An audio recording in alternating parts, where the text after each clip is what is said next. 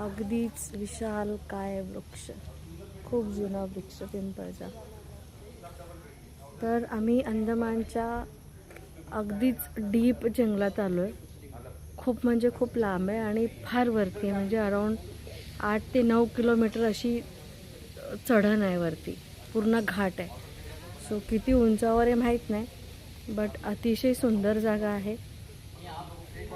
आणि no tourist actually इथे मला वाटते कोणच टुरिस्ट येत नाही.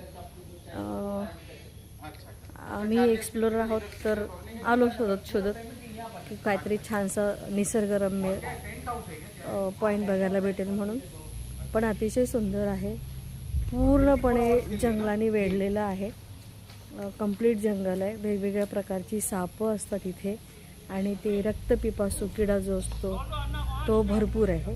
मी गवतातनं मगाशी चालले तर माझ्या शूजच्या होलमधून तो आतमध्ये शिरायचा प्रयत्न करत होता.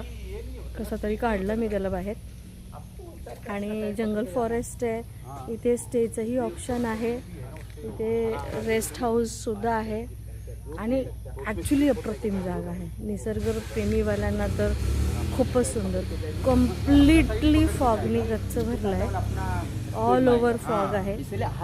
रस्ता पण खूप सुंदर आहे, पूर्ण माझ्या मागे बघू शकाल तुम्ही, कम्प्लीट फॉग आहे. So next time Andaman Nicobar plan कराल तर माउंट व्ह्यू म्हणून एक स्पॉट आहे जो अगदी अपोजिट आहे लाईट हाऊसच्या. आम्ही लाईट हाऊसलाही गेलो होतो, बट बॅड लक, जोरात पाऊस सुरू झाला तर लाईट हाऊस क्लोज झालं होतं. आम्ही जस्ट गेलो आणि light house was closed, so आम्ही वरती नाही जाऊ शकलो.